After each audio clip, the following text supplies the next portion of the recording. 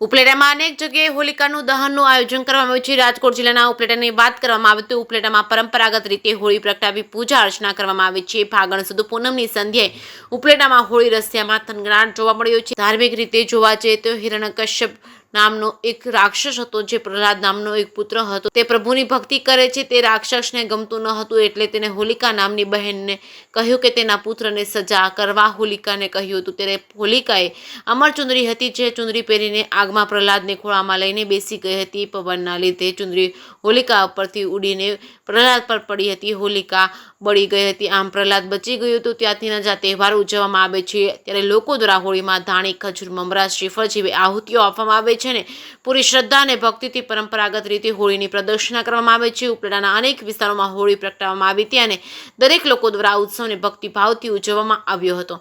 જે કે ગુજરાતી સાથે અર્શી આહિર, ઉપલેટા। આજે હોળીનો તહેવાર છે। ફાગણ સુદ પૂનમના દિવસે હોળીનો તહેવાર ઉજવવામાં આવે છે।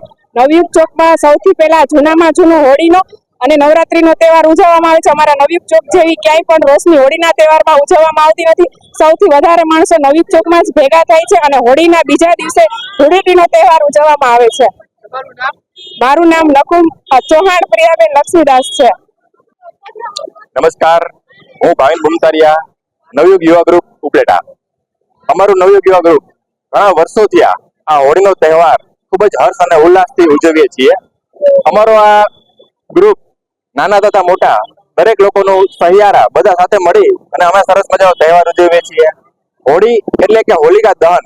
હોલિકા દહનનો સાચો અર્થ એવો છે કે આપણી અંદર રહેલા કોઈ પણ એવા નબળા વિચારોને આપણે એમાં ભસ્મ કરીએ અને સારા વિચારોને એમાં પ્રગટાવીએ, એનું નામ હોળી। અને આવતીકાલનો દિવસ એટલે કે ધૂળેટી। અમે બધા જ લોકો સાથે મળી અને ખૂબ જ હર્ષ ઉલ્લાસથી આ રંગોનો તહેવારને ખૂબ સારી રીતે ઉજવશું। અને અમારા ગ્રુપનો હર હંમેશા એક મેસેજ રહે છે, સ્વચ્છતા જાળવો, મિત્રતા જાળવો, એકબીજા સાથે હર હંમેશા સાથ અને સહયોગ આપો અને ભારત દેશને સદૈવ માટે કઈ રીતે આગળ આવે એના માટે ટેકો આપો। જય હિન્દ, જય ભારત, નમસ્કાર।